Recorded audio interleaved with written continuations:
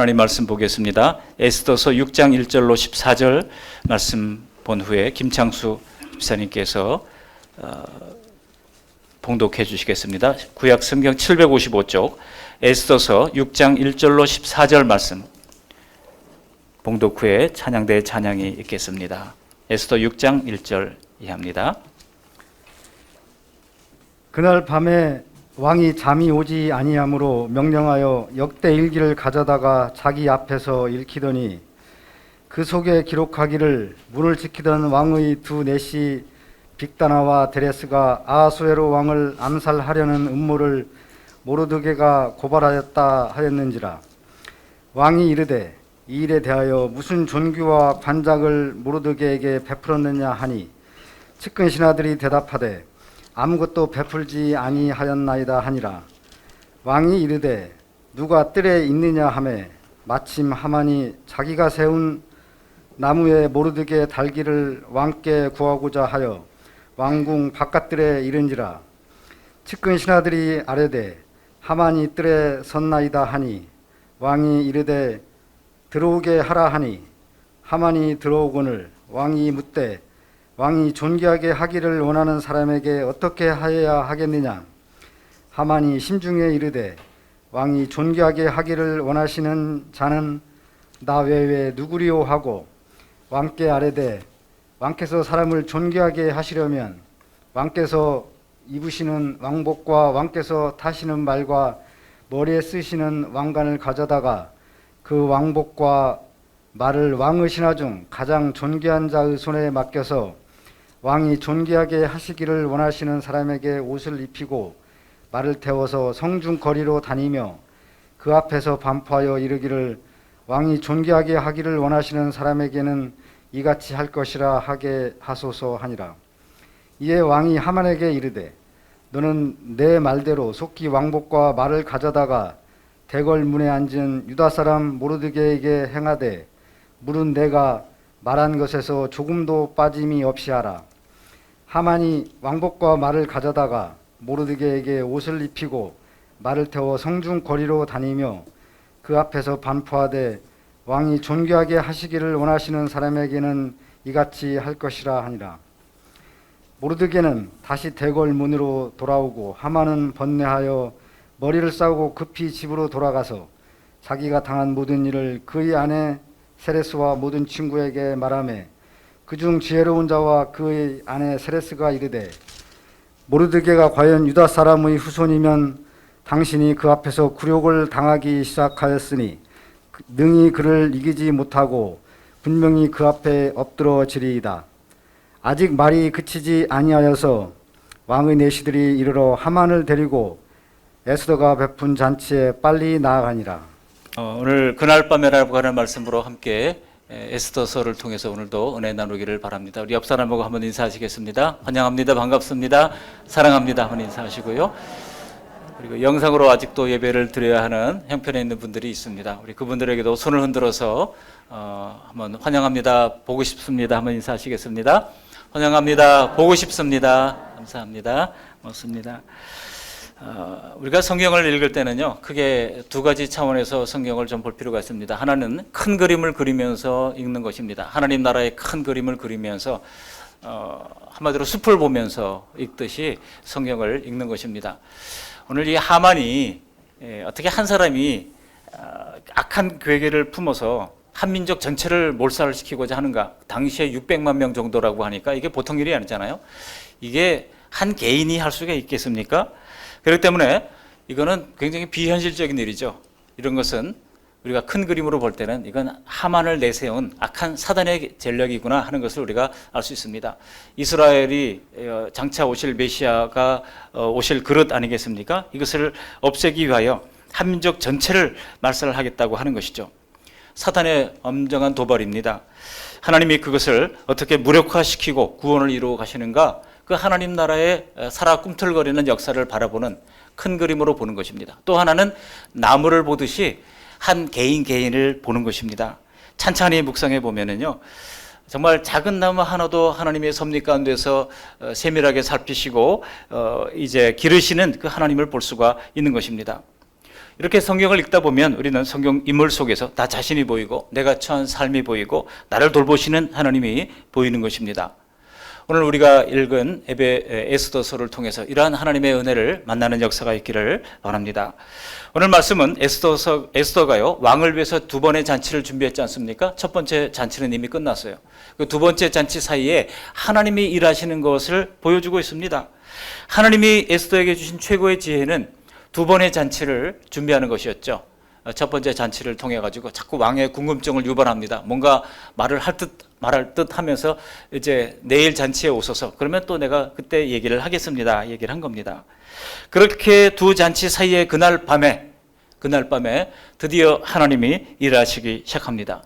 하나님이 민족을 구원하려고 하는 이 두 사람의 금식 기도에 응답하셔서 하나님이 일하기 시작합니다. 하나님이 최고의 지원 작전을 펼치기 시작합니다. 사실 그동안 하만의 기세에 눌려가지고 속수무책으로 당할 수밖에 없었던 모르드게와 유다인들이 드디어 역전의 기회가 일어나게 되는 겁니다. 물론 이 하만이 내린 왕의 조선은 아직도 저 먼 인도까지 파발말을 타고 달려가고 있는 중일 겁니다. 그러나 그날 밤에 하나님의 섭리가 판세를 뒤집고 있었던 것입니다. 여러분 4장을 보시면요, 5장을 보시면 5장의 첫 번째 단어가 뭡니까? 제3일에였잖아요. 4장도 그렇고 5장도 그렇고 제3일에 일하셨던 하나님이 6장의 첫 단어 뭡니까? 그날 밤입니다. 그날 밤에 하나님이 일하시는 겁니다. 우리 성도들의 믿음과 삶에도 하나님의 간섭하심으로 이러한 대역전의 역사가 일어나게 되시기를 주님의 이름으로 축복합니다. 오늘 본문에 세 명의 등장인물이 등장하는데요. 그날 밤에 이 세 명의 등장인물과 대조를 하면서 함께 은혜를 나누고자 합니다. 그날 밤에 이 세 사람 중에 아무도 잠이 드는 사람이 없었습니다. 여기 보십시오. 민족의 창극을 멈춰야 할 에스더는 내일 두 번째 잔치를 앞두고 잠을 이룰 수가 없었을 겁니다. 그러면서 하나님께 계속 기도했을 거예요. 분초가 아까웠습니다. 왜냐하면 내일이 마지막이잖아요. 내일은 어떻게든지 결판을 내야 하는 상황입니다. 그리고 이 사실을 알고 있는 모르드게 역시 잠을 이룰 수가 없었습니다. 과연 하나님이 어떻게 역사할 것인가? 반면에 하만도 마찬가지였죠. 하만도 잠을 이룰 수가 없었습니다. 왜 그렇습니까? 하만은요, 지금 내일 다른 신하들이 다 나오기 전에 제일 먼저 왕을 찾아서 배하를 하고 모르드게를 교수대에 매달도록 청원을 할 생각입니다. 그 생각을 하고 이제 가볍게 왕후가 베푼 잔치에 나가고자 했을 겁니다. 결정적으로 아하수에로 왕도 그날 밤에 잠을 이룰 수 없었습니다. 역사를 주관하시는 하나님께서 그날 밤에 각 사람에게 행하셨던 일들을 함께 살피면서 은혜를 나누겠습니다. 첫 번째로 그날 밤에 아하수에로입니다. 우리 1절 말씀 같이 한번 읽어보실까요? 1절. 그날 밤에 왕이 잠이 오지 아니하므로 명령하여 역대 일기를 가져다가 자기 앞에서 읽히더니, 여기 잠이 오지 아니하므로를 히브리어 성경을 보니까 이게 나다드라고 하는 단어가 쓰여졌더라고요. 이 나다드라고 하는 단어를 사전을 찾아보면 잠이 달아났다 직역을 하면 그렇게 번역을 할 수 있습니다. 그날 밤에 잠이 달아났으므로 역대 일기를 가져오게 했다는 겁니다. 여러분, 우리도 가끔 잠이 달아날 때가 있잖아요. 언제입니까? 생각이 많아질 때예요. 갑자기 생각이 많아지고 이런저런 생각이 복잡할 때는 잠이 잘 오지 않습니다. 아하수에로는 매일 잔치와 후궁에 빠져가지고 술에 빠져가지고 국정을 대충 돌보던 왕이었습니다. 그는 내치는 그냥 전부 다 하만에게 맡겨두고 자기는 외치에 앞장섰던 사람입니다. 그래서 저 먼 그리스까지 엄청난 군대를 동원해 가지고 전쟁을 하면서 그리스를 함락시켜서 세계를 수중에 품으려고 했지만은 두 번에 걸친 이 대원정 역사가 다 실패를 하고 맙니다. 그러니까 그에게 참 왜 그랬을까 답답한 마음도 있었을 겁니다. 사실 하만이 조서를 내리던 당시에 왕의 상태가 앞에 3장 15절 보면 이렇게 나와 있어요. 같이 한번 읽어보시겠습니다. 3장 15절입니다. 시작. 역절이 왕의 명령을 받들어 급히 나가매 그 조서가 도성 수산에도 반포되니 왕은 하만과 함께 앉아 마시되 수산성은 어지럽더라. 하만이 와가지고 골치 아픈 한 민족을 다 없애자 그렇게 얘기할 때 왕이 그게 어느 민족인지 또 왜 그래야 되는지 묻지도 따지지도 않고 그냥 하만에게 왕의 인장 반지를 빼주고 내 뜻대로 해라 그냥 다 맡겼어요. 왜 그렇습니까? 역사가들은요, 이때 이 아하수에로 왕이 원정의 실패로 말미암아, 두 번에 걸친 그리스 원정의 실패로 말미암아 무기력에 빠졌다, 이렇게 해석을 하기도 합니다. 그런데 그날 밤에 낮에 왕후 에스더가 찾아온 일, 또 잔치에 하만과 함께 초대된 일, 그리고 에스더가 웬일인지 왜 나에게 잔치를 베풀면서 뭔가 초청이 있는 것이 분명한데 얘기를 하지 않고 있는가, 그 궁금증, 그리고 내일 잔치에 또 하만과 함께 오라고 한 일, 이런 것들이 꼬리에 꼬리를 물고 생각을 하게 됐다는 겁니다. 그렇게 생각하다 보니까 잠이 다 달아나 버렸다는 거예요. 특별히 왕에게 걸리는 것이 있었습니다. 뭘까요? 왕후가 특별히 초대한 이 잔치에 항상 하만과 함께 초대했다는 겁니다. 처음에 첫 번째 잔치에 초대했을 때는 뭐 그러려니 했겠죠. 두 번째 잔치에도 또 하만과 함께 오셔서 그럴 때 왜 자꾸 하만을 부르지? 하만이 그렇게 높아졌나? 그런 생각이 들만 했을 겁니다. 그러면서 또 하나의 왕의 심기를 건드리는 것은 이렇게 내가 하만을 너무 키웠구나 하는 불안감이 있었던 겁니다. 여러분, 당시의 고대 사회, 왕정 시대의 왕들은요 항상 불안했어요.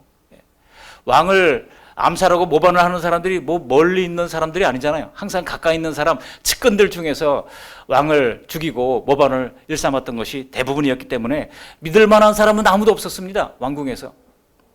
그런데 하만을 그냥 내치를 다 맡기고 있었던 상태에서 이 에스더마저 하만을 왕과 같은 신분으로 거의 동일하게 계속 초대하는 것을 보면서 일말의 불안감이 덮쳐 왔던 것입니다.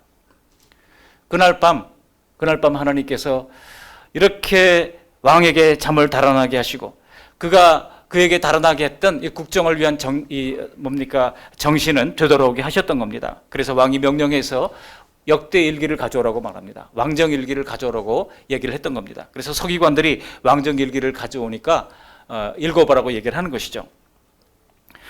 여러분, 왜 역대 일기를 가져오라고 그런 걸까요? 혹시 잠이 안 와가지고 잠을 좀 자려고 역대 일기를 가져오게 한 것은 아닐 겁니다. 성도님들 중에 어떤 분들은 성경 읽으면 잠이 와, 그런 분들이 있습니다만 성경을 여러분 수면제로 사용하시면 안 됩니다.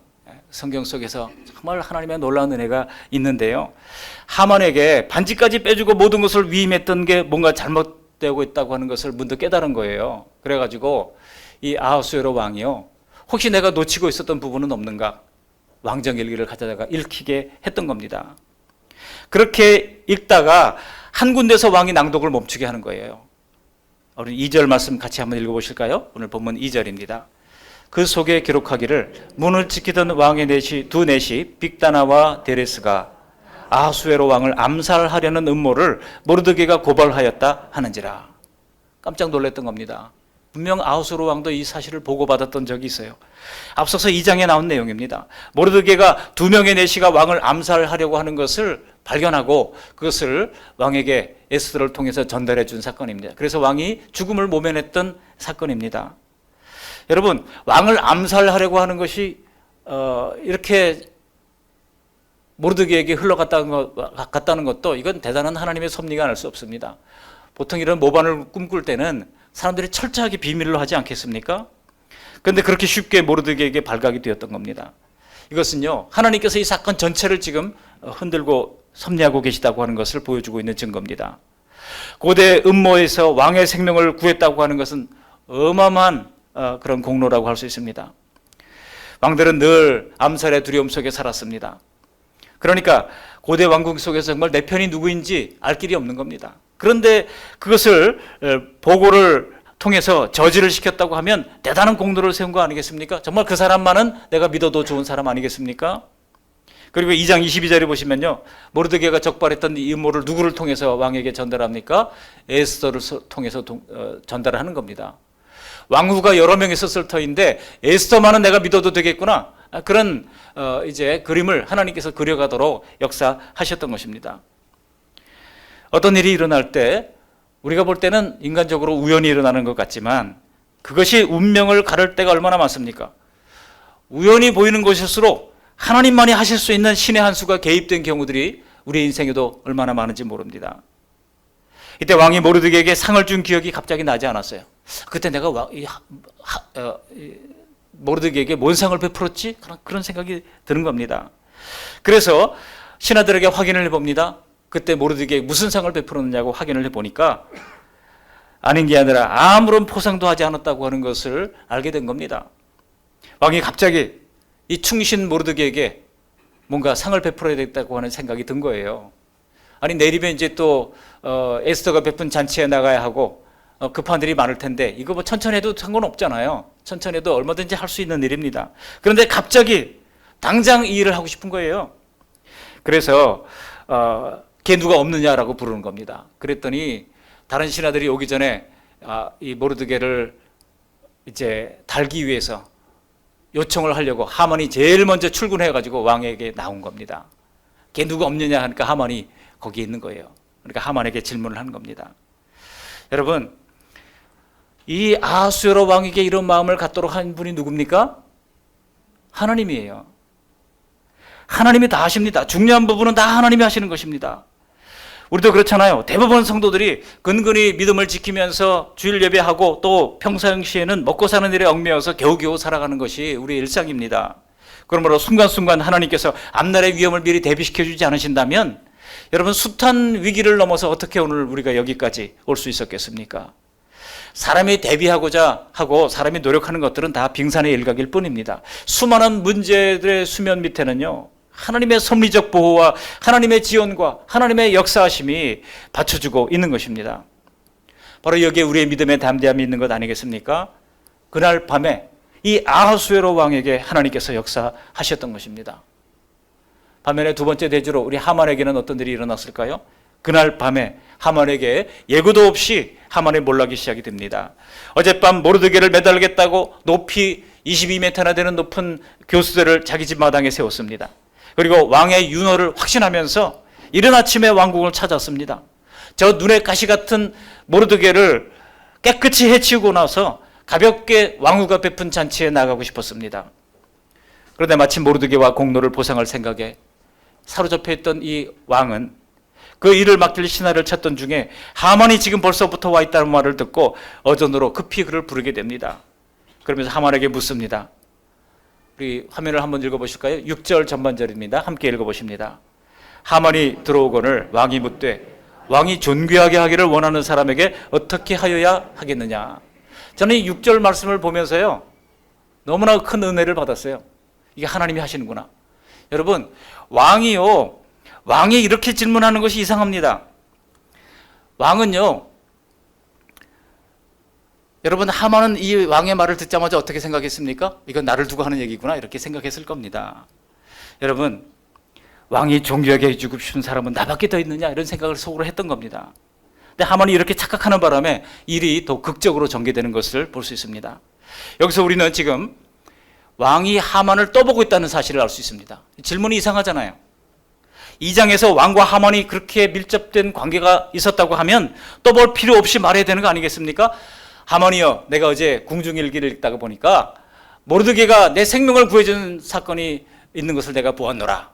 그러면 이 모르드게에게 어떤 상을 베풀어야 하겠느냐, 이렇게 말해야 되지 않겠어요? 근데 그 대상이 누군지를 싹 빼고 어떻게 말합니까?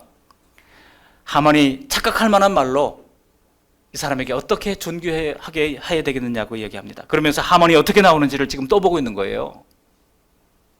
그때 하만이 그만 그 미끼를 덥석 물어버리고 말았습니다. 여러분, 교만은요, 눈을 흐리게 하는 것입니다. 교만은 판단력을 흐리게 합니다.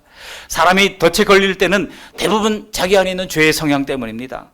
그런데도 하만은 덫에 걸린 줄도 모르고 자기가 꿈꾸던 최고의 영광을 왕에게 제안하는 거예요. 왕이여, 그렇다면 그 사람에게 왕의 옷을 입히고 왕의 옷을 입히라는 거예요. 자기가 지금 자기밖에 없다고 생각하면서 왕의 옷을 입히라고 하는 것은 자기도 왕이 되고 싶은 그런 욕구가 있다고 하는 것을 표현하는 거 아니겠습니까? 또 왕이 타는 말을 태워서 수산도성, 오늘날로 말하면 서울거리에 다니면서 퍼레이드를 하라고 하는 겁니다. 그러면서 그 앞에 고관을 세워가지고 그 앞에서 왕이 존귀하게 여기를 원하는 사람은 이렇게 될 것이다라고 선포하게 하라고 하는 이야기를 제안한 거예요. 여러분, 누가 왕의 면전에서 이런 제안을 눈치 없이 할 수 있겠습니까? 여러분, 이때 왕이 이 말을 듣는 순간 속으로 어떻게 생각했을까요?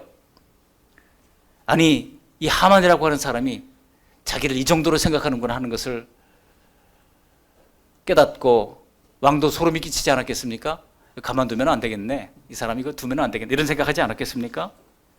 여러분, 2주 전에 이 하만의 계략을 무력화시킬 에스더의 전략이 뭐였는지를 제가 지지난주에 말씀을 드렸습니다. 뭡니까? 수년 동안에 뗄 수 없이 밀접된 관계에 있었던 이 하만과 아하수에로 왕의 관계를 좀 깨는 것이었죠.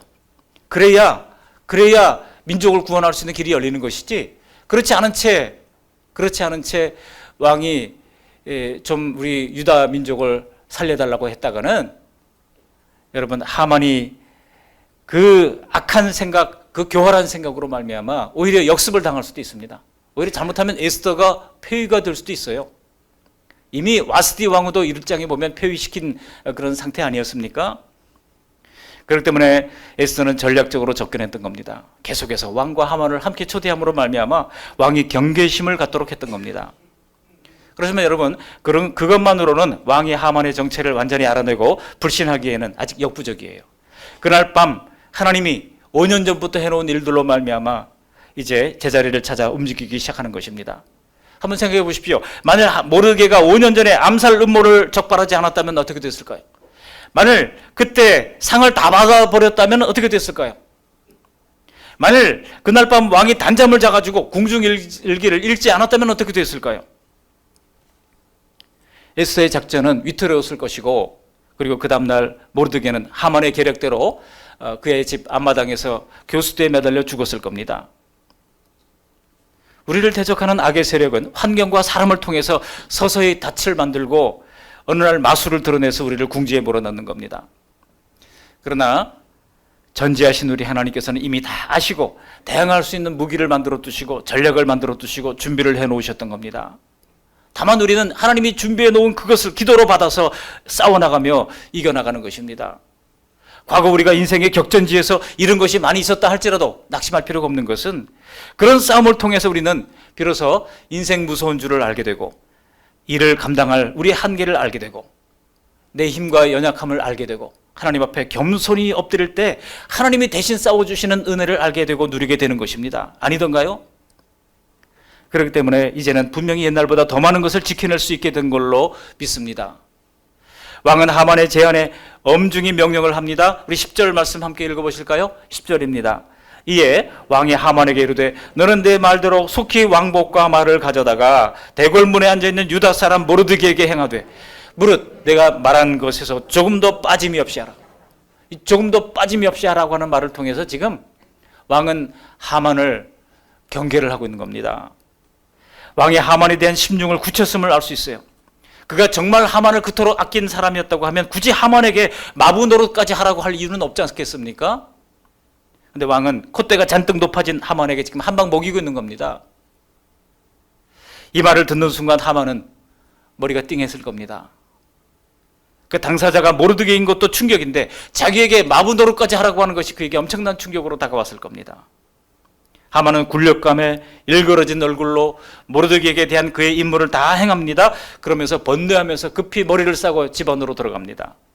그리고 갑작스럽게 급변한 상황을 아내와 친구들에게 다 이야기를 합니다.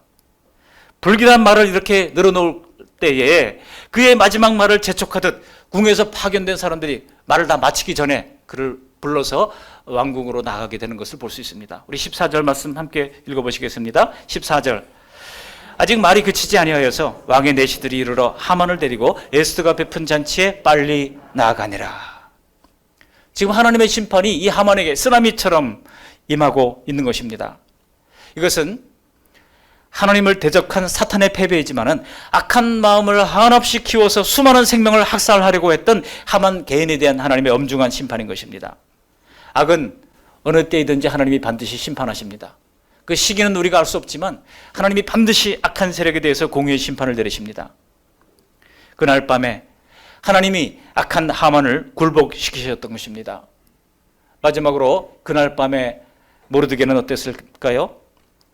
그날 밤에 사면초가에 빠져있던 모르드게에게 대역전의 역사가 일어나기 시작합니다. 모르드게 입장에서는요, 5년 전에 자기가 큰 공을 세웠는데 아무런 포상도 받지 못했다고 하는 것이 너무나 억울했을 거예요. 도대체 이런 일이 있을 수 있는가? 왕은 그때 당시만 해도 이제 그리스 원정하는 일에 바빠가지고요, 그냥 적당히 처리해라가 그냥 넘어갔던 겁니다. 자기를 모반하려고 했던 사람들은 전부 다 아마 교수형을 당하거나 그렇게 처형 받았겠죠. 그리고 모든 일이 다 정리된 이후에 그는 그냥 원정 일에만 정신을 팔려서 그렇게 했을 겁니다. 그럴 때 여러분, 이 모르드게는 섭섭한 마음을 금치 못했을 겁니다. 우리도 그렇잖아요. 우리가 애를 쓴 수고와 노력이 몽땅 물거품이 되는 때가 얼마나 많습니까? 직장에서 내가 큰 공로를 세웠는데 위에 있는 상사가 내가 진급할 때이니까 그 모든 공로를 나에게 달라고 그러잖아요. 그런 경우가 얼마나 많습니까? 그래서 몽땅 걷어갑니다. 그래가지고 이제 승진도 하게 되고 하는 것을 우리가 많이 보게 됩니다. 그럴 때 우리는 얼마나 억울합니까? 그래도 나름 최선을 다했는데, 또 그렇게 기도하고 매달렸는데 3일 동안은 물도 마시지 않고 음식도 먹지 않고 금식하며 기도했는데 하나님이 내게 너무 무심하시구나, 그런 생각이 들 때가 있을 겁니다. 모르드게는 하만의 집에 높이 세워진 교수대를 멀리서 바라보면서 내 운명은 여기까지인가 보다, 그렇게 생각했는지도 모릅니다. 나의 수고가 잊혀지고 오해받고 외면당하는 것 같아도 여러분, 하나님이 알고 계시면 다 되는 줄 믿습니다. 옆사람에게 말하십시오. 하나님이 알고 계시면 다 됩니다. 시작. 하나님이 알고 계시면 다 됩니다. 사람에게 인정받으려고 하지 않아도 하나님이 알고 계시면 하나님께서 반드시 우리의 억울함을 풀어주시는 때가 있어요. 여러분, 이 세상에 억울한 사람이 얼마나 많습니까? 우리 주일학교 아이들 얘기를 해봐도요, 억울한 게 너 있니 없니? 다 억울한 게 많아요. 형은 형생대로, 형은 형대로, 동생은 동생대로 억울해요. 형은 형대로 맨날 동생 안 돌봐준다고 엄마한테 야단 맞아서 억울하고요. 동생은 동생대로 형한테 가끔 얻어 터져서 억울하고요. 애들도 억울한 게 많아요. 애들만 억울합니까? 어른들도 억울한 게 많고요. 어르신들도 얘기해보면 억울한 게 많아요. 한평생 돌아보니 억울한 게 너무 많은 거예요. 그렇지만 여러분, 결과적으로는 당시 왕이 포상을 잊어버린 것도 다 이때를 위함만이었던가요? 하나님은 공짜가 없으십니다. 우리가 하나님을 위해서 애쓰고 수고하고 헌신했던 모든 것들을 하나님은 반드시 갚아주십니다. 다만 하나님의 방법대로, 하나님의 시간에, in his time, 하나님의 시간에 허락해 주시는 것입니다. 믿으십니까? 그런데 오늘 본문에 보시면요, 뒤늦은 보상에 대한 이 모르드게의 기쁨이 안 느껴져요. 우리 에스더서를 보면서 제가 느꼈던 것은 이 하만은 굉장히 감정이 풍부한 사람이구나. 그죠? 분노할 때 분노하고, 기쁠 때 기뻐하고, 좋아할 때 좋아하고, 뭐 아하수에랑도 비슷해요. 근데 이 에스더와 이 모르드게는요, 별로 감정이 별로 느껴지지 않는 것을 볼 수가 있습니다. 12절 말씀 보면 이렇게 얘기하고 있죠. 우리 12절 말씀 같이 한번 읽어보시겠습니다. 12절. 모르드게는 다시 대궐문으로 돌아오고 하만은 번뇌하여 머리를 싸고 급히 집으로 돌아가서. 에스더서 기록자는요, 모르드게의 감정을 엿볼 수 있는 단 한 개의 단서도 이 에스더서에 남기지 않았어요. 그러니까 우리는 모르드게가 어떤 사람인지를 읽을 수가 있는 겁니다. 왕의 포상을 받고, 그리고 퍼레이드를 잘 마치고 나서, 퍼레이드를 마쳤으니 이제 왕복도 이제 반납했을 거고, 왕의 타든 말도 이제 내려놨을 거 아닙니까? 그리고 집에 돌아가서 사람들 모아놓고 자랑을 하지 않았다는 겁니다. 그리고 어떻게 했습니까? 다시 대궐문으로 돌아오고 그랬습니다. 포상을 받고도 별일 아닌 듯이 단지 그의 근무지인 그런 대궐문으로 그가 돌아가게 됐다는 겁니다. 그렇습니다. 하나님을 마음의 중심에 모신 사람은요, 환경과 상황에 따라서 일희일비하지 않습니다. 희노애락의 이 극단을 잘 오가지 않습니다. 에스더에서의 기록자가 바라본 모르드게는 그냥 하나님을 경외하는 유다인 모르드게일 뿐이었습니다. 늘 변함없이 자기의 근무처 대궐문에 앉아있는 사람입니다. 정말 하나님을 경외하고 순종하는 성도는요, 의외로 평범해 보입니다. 잘 튀지 않습니다. 그다지 자기의 영특함과 자기의 번득이며 또 지혜로운 것을 드러내려고 하지도 않습니다. 물론 그렇다고 해서 그의 개성이 없는 것은 아니에요. 여기 존 리라고 하는 분이 있습니다. 존 리라고 하는 분 아마 아시는 분들도 있겠습니다만, 이분이 한국의 워렌 버핏이다, 이런 이야기를 들을 정도로 투자의 귀재인 것으로 알려져 있는 분입니다. 그분이 목회자들도 좀 은퇴 이후를 준비해야 되는 거를 내가 교회를 다니면서 좀 강의를 해야 되겠다고 초청해 달라고 요청을 하더라고요. 그래서 제가 존 리가 어떤 분인가 한번 봤더니, 이분이요, 텔레비전에 나와서 이야기를 하는데, 자기는 비싼 옷을 사 입지 않는다는 거예요. 그래서 이제 자기가 입은 옷이 이게 얼마짜리인지 아느냐 그러니까 사람들이 뭐 굉장히 비싼 건 줄 알고, 왜냐하면 뭐 수백억 자산가 아닙니까? 그러니까 굉장히 비싼 건 줄 알고 그랬는데, 이게 다이소에 가면, 다이소라고 하는 회사가 있잖아요. 예. 거기 가면 옷도 파는 데가 있대요. 어떤 지점에는. 근데 거기 보면 5,000원짜리 옷이 그렇게 좋다는 거예요. 근데 자기는 방송에 나간다 그러니까 좀 비싼 걸 입으려고 10,000원짜리를 입고 나왔다는 거예요. 차도 없대요. 차도 없어요. 차도 없어가지고 자전거를 타고 다닌다는 겁니다. 그러면서 왜 그렇게 사냐 막 그러니까 또 집도 없대요. 집도 없고 월세에 산다는 겁니다. 그 사람들이 깜짝 놀라가지고 에이 설마 막 그러니까 그렇게 산다는 겁니다. 왜냐하면 그 돈으로 투자를 한다는 거예요. 그 돈으로 월세 사는 게 훨씬 더 합리적이라고 하는 거예요. 자기 볼 때는 이상하게 사는 거예요. 그래서 저 사람이 자린고비인가?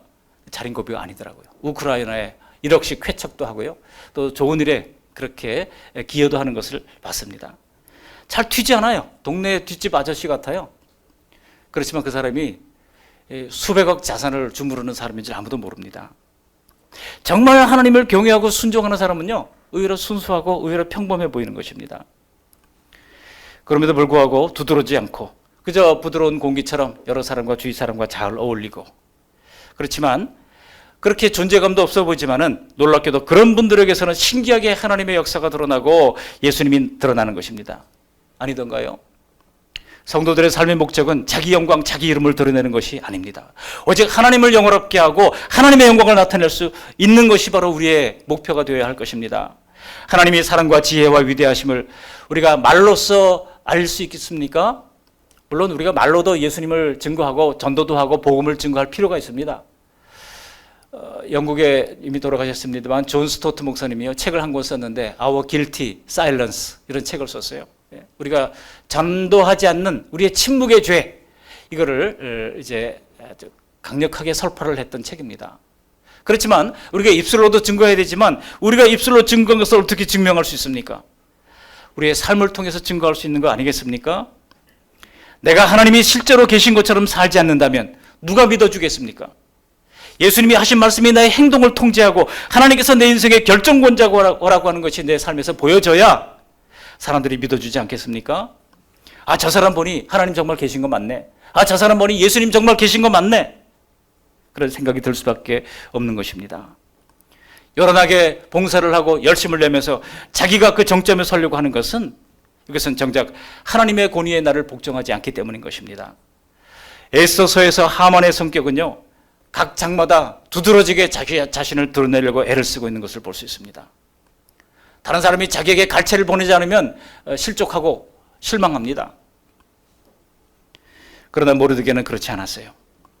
모르드게는 겸손하게 하나님께 맞추어서 자신은 숨겨져도 아무런 문제가 없었습니다. 하나님과 깊은 영적 관계 속에서 이제 하나님께서 나에게 이런 기회도 주시네 생각했을 겁니다. 그리고 끝나자마자 자랑하지도 않고 자기 직무처로 돌아가서 성실하게 자기 일을 감당했다고 하는 것입니다. 여러분, 이게 결코 쉬운 것이 아닙니다. 평소에 치열하게 내면에서 죄와 싸우는 사람만이 이러한 하나님과의 깊은 평화를 얻어낼 수 있는 것입니다. 그러므로 평범해 보이는 성도들이 오히려 큰 시련에서도 견고함과 투지와 능력을 보이는 것은 결코 놀랄 일이 아니에요. 이것은 자기에게서 나오는 것이 아닙니다. 이미 일상생활 속에서 하나님과 깊은 영적 교통이 있기 때문에 그 하나님과의 관계로부터 나오는 것이기 때문입니다. 모르드게는, 에스더는 악한 하만이라고 하는 절대 권력에 이렇게 맞서는 것은 그들이 믿음이 없는 사람에게는 살떨려서 감당할 수 없는 그런 일들을 그들이 감당할 수 있었던 것은 하나님이 그들과 함께 하셔서 그들의 입술을 열어주시고 그들의 행동을 통해서 하나님이 일하시는 것을 보여주신 것입니다. 저는 우리 성도님들이 겸손히 예수님을 따르고 삶에서 성실하게 최선을 다하고 있는 모습에 참 감사합니다. 우리가 평범해 보이지만은 내면의 믿음이 더욱 다져지고 견고해져서 예수님과 함께 일하실 만한 좋은 주님의 동력자들이 다 되시기를 주님의 이름으로 축복합니다. 그날 밤에 하나님이 모르드게에게 이처럼 역사하셨던 것입니다. 말씀을 정리합니다. 내일 일도 알지 못하는 한계를 가진 우리는 모든 것을 대비할 수가 없습니다. 그렇지만 모르드게가 그 앞에 닥칠 이 끔찍한 일을 상상도 못할 때에 이미 하나님은 이 문제를 해결할 모든 대책들을 준비하고 계셨습니다. 이것은 우리들을 위해서도 똑같습니다. 단 문제와 맹렬하게 싸울 때 하나님이 응답이 더딘 것 같지만은 우리 하나님은 오히려 최고의 시점에 하나님의 시간에 in his time 그날 밤에 하나님이 때를 맞추어서 5년 전부터 해왔던 모든 일들이 한꺼번에 풀리게 만들어 주시는 것입니다. 우리에게도 필요하다면 하나님은 이러한 은혜를 주실 것입니다. 하만은 사단의 미혹을 받아 자기 속에 악을 무한정 키우다가 하나님의 심판을 받게 됩니다. 그러므로 우리들도 내 안에 하만이라고 하는 죄를 무한정 키우지 않도록 늘 경각심을 가질 필요가 있습니다. 오늘 하나님이 대궐문에 앉은 모르드게와 포로 소녀 에스더를 통하여 유다 민족을 구원하신 것은 이것은 결코 영웅 신화를 우리에게 전해주려고 하는 것이 아닙니다. 오히려 신앙의 세계에서 영웅이 되는 것은 사실은 위험합니다. 지금도 하나님은 변함없이 겸손한 사람과 함께 하시고 겸손한 사람에게 일을 맡기시고 겸손한 사람을 때가 되면 높여주십니다. 우리 앞에 놓인 또 한 주간의 삶을 이처럼 겸손히 십자가를 지심으로 하나님의 뜻을 이루신 예수님을 본받고 모르드게처럼 항상 한결같이 자기 자리를 지키는 우리 모두가 되시기를 주님의 이름으로 축원합니다. 아멘. 고맙고 감사하신 하나님, 귀한 주님의 말씀을 들려주셔서 감사합니다. 그날 밤에 아하수에로 왕에게 임하셔서 역대 일기를 읽게 하시고 그날 밤에 하만에게 임하여 그의 악한 모습을 드러나게 하시며 그날 밤에 모르드게에게 임하여 평범하지만 성실히 하나님을 따르던 모르드게를 존귀하게 하신 하나님의 놀라운 섭리를 찬양합니다. 우리의 삶에서도 순간순간 역사하시는 하나님을 통하여 하나님의 선하신 뜻이 이루어지게 하시고 겸손히 주님의 뜻을 따르는 우리 모두가 되도록 인도해 주시옵소서. 예수님 거룩하신 이름으로 감사하며 기도합니다. 아멘.